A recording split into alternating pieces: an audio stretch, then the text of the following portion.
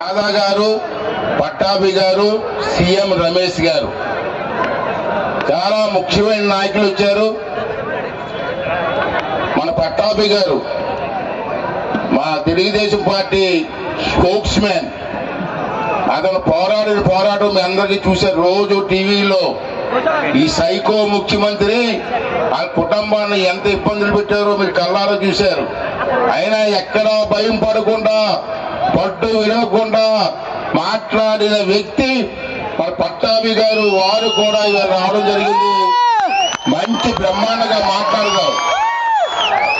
అలాగే సీఎం రమేష్ గారు మన అభ్యర్థి. మూడో ముఖ్యమైన వ్యక్తి కొండవీటి రాధా గారు.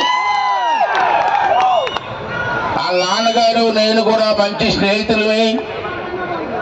బాబు రాధా, నేను పొగుడుతున్నాను కాదు, నాన్నగారు అంటే మాకు ఒక అభిమానం.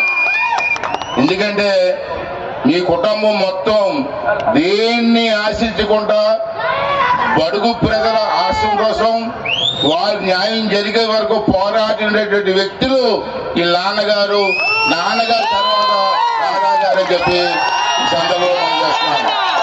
అంచేత వారు ఎక్కడైనా సరే కూర్చోండి, ఒకటమ్మా కూర్చోండి.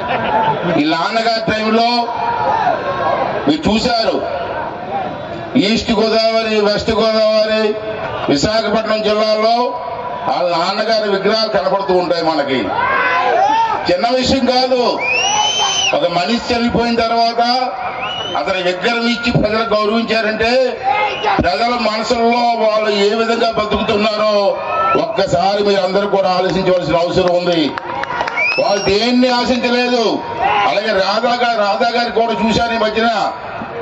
పదవులు నాకు ఈ పదవి కావాలా, ఆ పదవి కాదు కావాల్సింది బడుగు ప్రజల కోసం, వాళ్ళకి న్యాయం చేయడం కోసం నా కుటుంబం నిలబడుతుందని చెప్పినటువంటి ఏకైక వ్యక్తుల్లో వీరొకరు. అందుకని అటువంటి వ్యక్తిని ఈరోజు మనం రాధా. ఇక నర్సీపట్నంలో కూడా నాన్నగారి విగ్రహాలు 2 విగ్రహాలు ఉన్నాయి. ఈ మారుమూల ప్రాంతంలో నాన్నగారి విగ్రహాలు ఉన్నాయి.